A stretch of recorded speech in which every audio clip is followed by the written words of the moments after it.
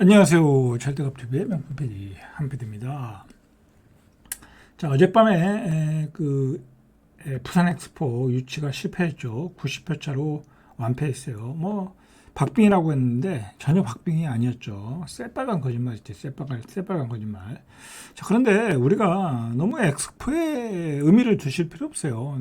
그래서 엑스포의 역사를 한번 뒤져보니까 우리가 두 번을 했어요. 이미 대전에서 한번 했고 여수에서 한번 했고, 그죠? 이게 규모에 따라 틀리더라고요. 규모에 따라. 그리고 또 얼마나 예산을 투입했냐에 따라 틀린데, 대전 엑스포는 우리가 처음 했던 거라, 볼거리가 많았잖아요. 그죠? 볼거리가 많았어요. 그리고, 그걸 통해서 대전이 발전도 했고, 그죠? 과학도시로 발돋움 했죠. 그래서 대전에 굉장히 많은 연구단지들이 그 전후로 해서 많이 들어왔죠. 그래서 대전은 과학도시다라는 이미지를 박았어요. 그리고 여수 엑스포 때는 바다의 도시니까 바다에 관한 그런 엑스포 했는데 너무 멀잖아요. 여수는. 대전은 금방 올 수 있잖아요. 이 기차 타고 버스 타고. 그래서 대전은 1,400만 명이 왔는데 여수 엑스포 때는 손님이 없어가지고 나중에 표를 팔고 막 그랬잖아요. 그죠? 강매하고 그랬잖아.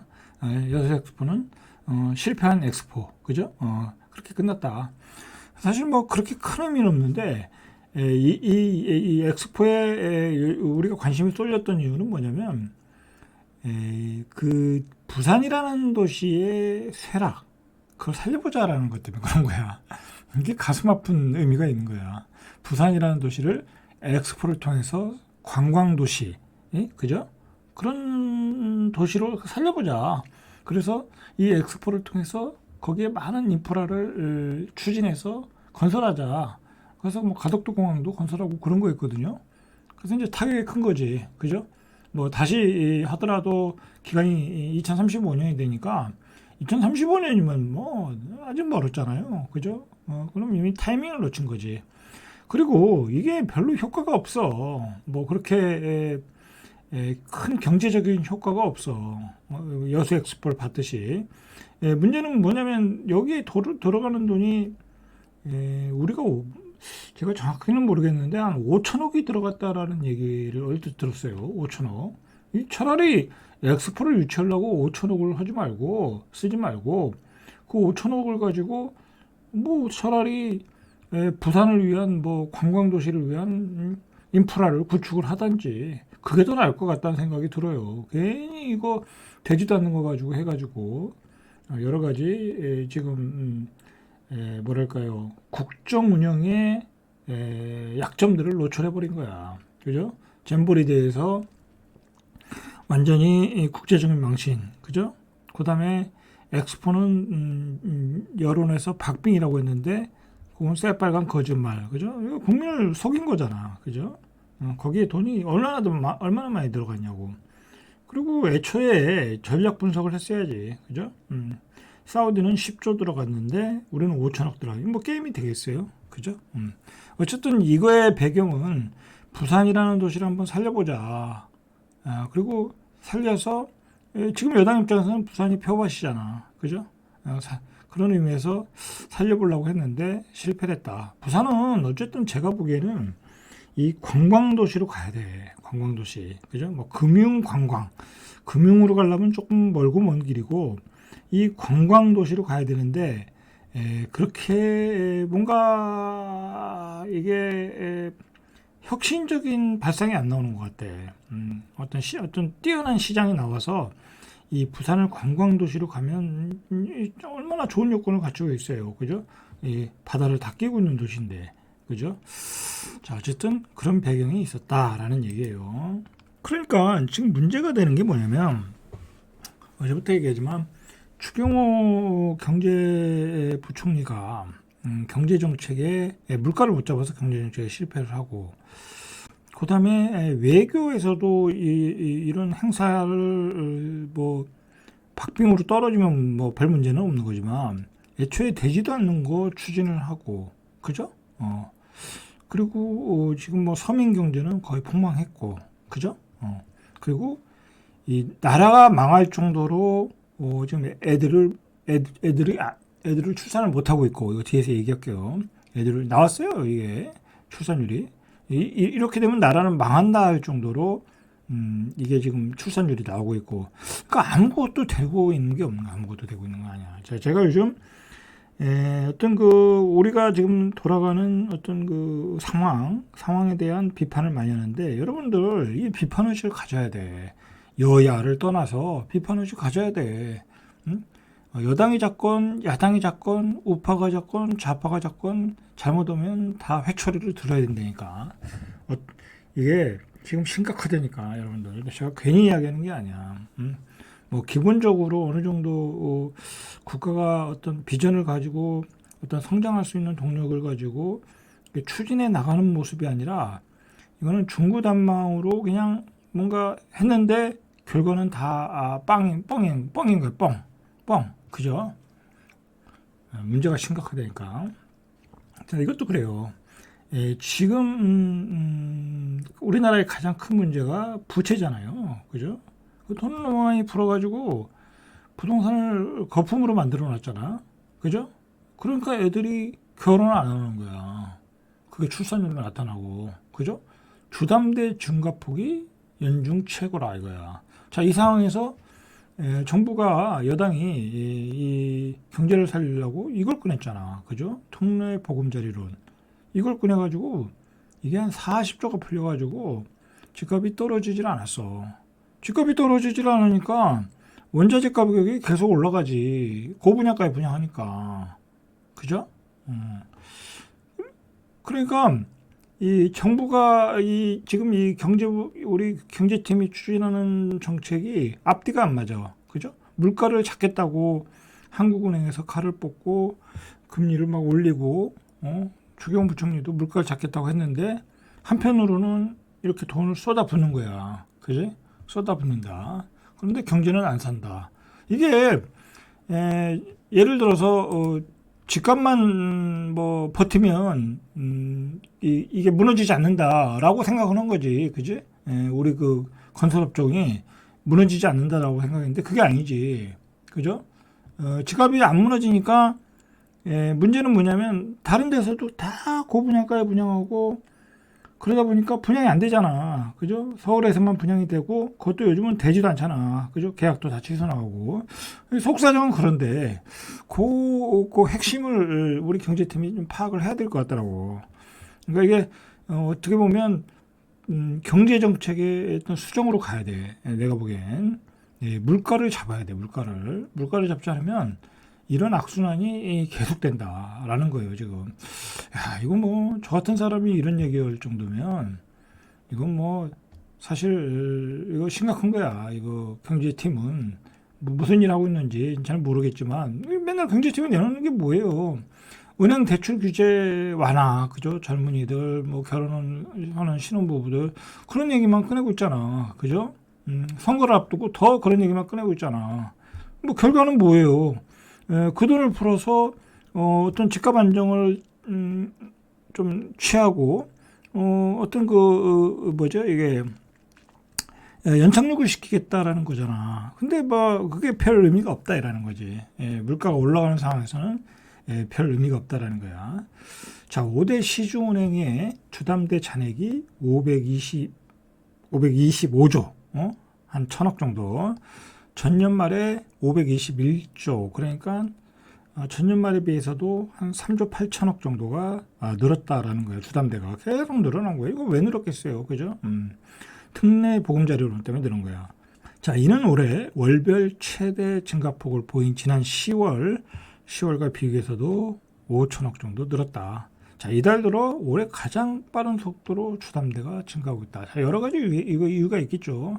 뭐 집은 별로 안 사는데도 주담대가 늘었다라는 건 뭐겠어요. 주택 담보로 다 대출 받고 생활비로 쓰고 있다라는 얘기예요. 그죠? 아니면 주택 담보로 또 담보로 대출 받아서 집을 또 투기하고 있다든지, 그런 거예요. 그러니까 이주택자들 주담보 상한액을 좀 줄였죠. 2억 원으로 제한했죠.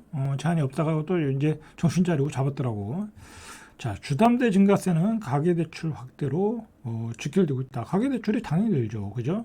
자, 올해 3분기 말에 가계신용 잔액이 1875조. 이거 세계 1위예요. 세계 1위. 세계 1위의 GDP 대비 뭐 126%뭐 그렇게 나오니까 이게 세계 1위야. 그래서 3분기 말에 1871조를 넘었다라는 거야. 그죠? 넘었죠. 그죠? 자, 이 중에 이게 이제 가계 전체 신용대출과 주담대를 합친 건데 이 중에 주담대만 1049조야. 여러분 1049조에 대한 이자를 우리 국민들이 내고 있는 거야. 그죠? 은행에 다 내고 있는 거야. 이게 뭐 되겠냐고. 경제가 돌아가겠냐고. 여기서 집값이 더 올라가면 경제가 돌아가겠냐고. 계속 안 돌아가는 거야. 안 돌아가는 거야. 자, 이 가계 대출이 우리 경제에 발목을 잡았고 우리 기업의 발목을 잡고 있는 거야. 자, 우리 기업도 결국은 이 건설업종 같은 경우는 41%가 이자도 못 내고 있다잖아. 이자도 못 내고 있다. 자, 이렇게 가계대출이 늘어나는데도 부채 확산세에 불이 붙을 수 있는 우려가 되는 내년 1월부터 2년 이내에 출산한 무주택 가구를 대상으로 또 돈을 푼대. 1.6%에. 여러분 1.6%면 이거 옛날에 초저금리 시대잖아. 그럼 과거로 돌아갔다라는 거야. 어떤 특정한 나이대에 지원을 하는 금리지만 이거를 또 집값을 또 올리겠다라는 거잖아. 그죠? 그래서 정부가 추산한 예상 규모로 보니까 이렇게 이제 젊은 애들이 혜택을 줘서 1.6%로 사는 금액이 26조 원이라는 거야. 26조 원. 26조 원 정도의 돈이 또 들어간다는 거야. 그죠? 물론 이제 새 아파트를 분양받아라 라는 얘기겠죠. 그죠? 6억으로 제한했으니까. 거기다가 또 나왔어요. 또 뭐가 나왔냐? 3탄으로. 정부는 주택 드림 청약 통장을 신설하고 1년 이상 납입을 하면 19세부터 30세, 이거 가장 왕성한 나이잖아. 그죠? 왕성한 나이. 자, 이때 2.2%에, 이건 좀 금리를 좀 올렸네. 그죠? 이거로 또 대출을 제공하겠대. 이것도 20조에서 30조야. 아까 26조니까 46조가 또 풀리는 거야. 여러분, 그러니까, 이게 집값을 하락을 방지한다는 것도 뭐 문제가 되지만 시중에 이런 돈이 또 풀린다는 게 문제가 되는 거야. 예? 시중에 돈이. 그럼 시중에 돈이 풀리면 어떻게 되겠어요? 물가가 또 오르는 거지. 그죠? 물가가 오르는 거야. 그러니까 내년은 더 어려운 거야. 그죠? 또 우리 기본 생계 필수품의 물가들이 또 오른다.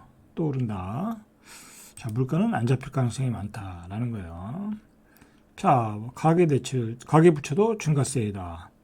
자, 이렇게 대충 50조가 또 나온다는 얘기예요. 50조가.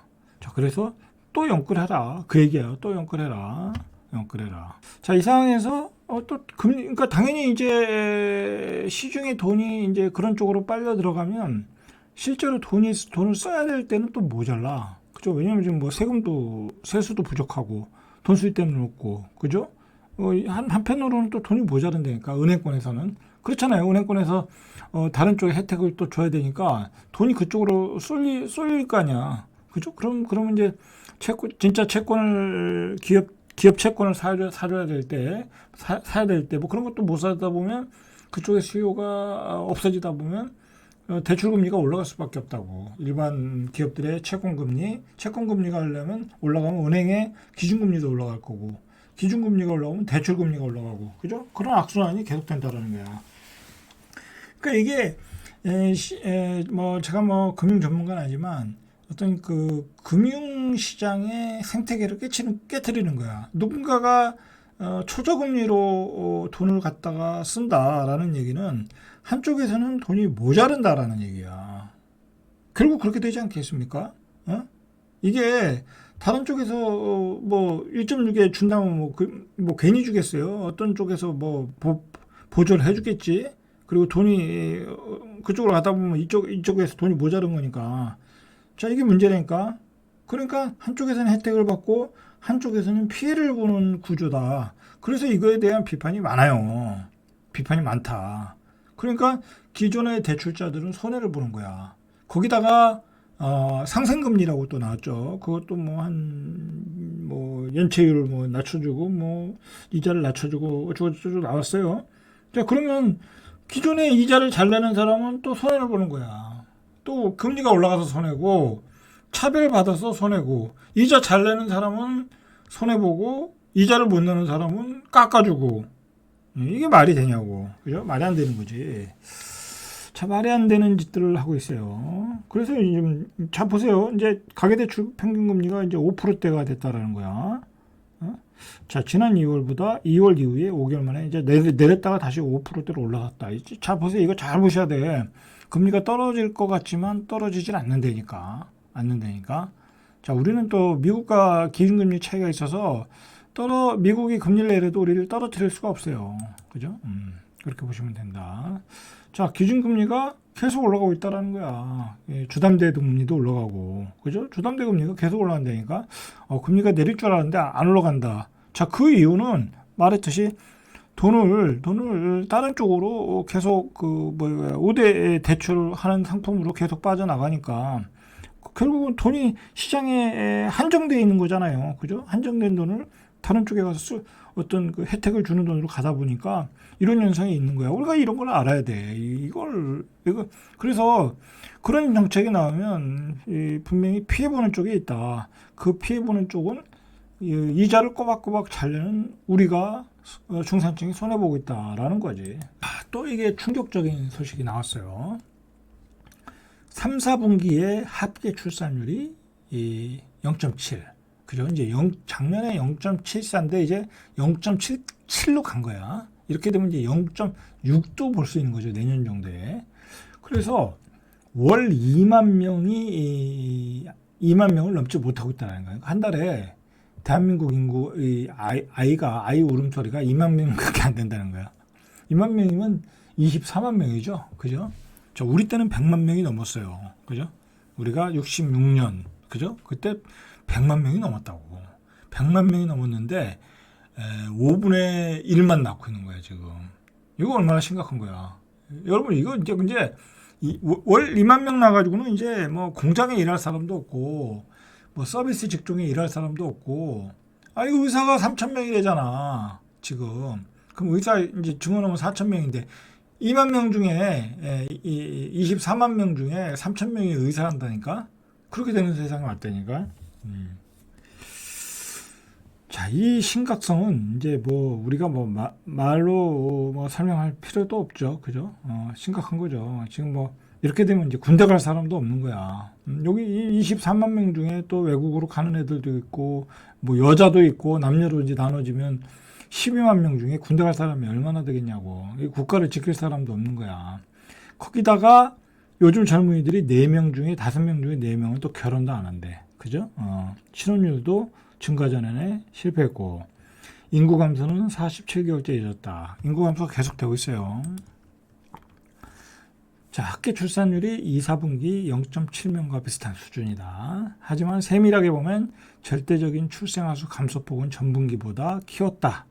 전년 동기 대비 11.5% 줄었다라는 거예요. 11.5%. 통계청이 분기별 합계 출산율 통계를 제공하기 시작한 2009년 이후 3, 4분기 가운데 역대 최저 출산율이다 라는 거예요. 자, 올해 출생아 수가 1월 달에 23,179명, 3월 달에 21,138명. 자, 2달을 빼고는 2만 명 벽을 못 뚫었다는 거야. 4월 달에 18,000명, 5월 달에 19,000명, 6월 달에 18,600명, 7월 달에 19,000명. 그죠?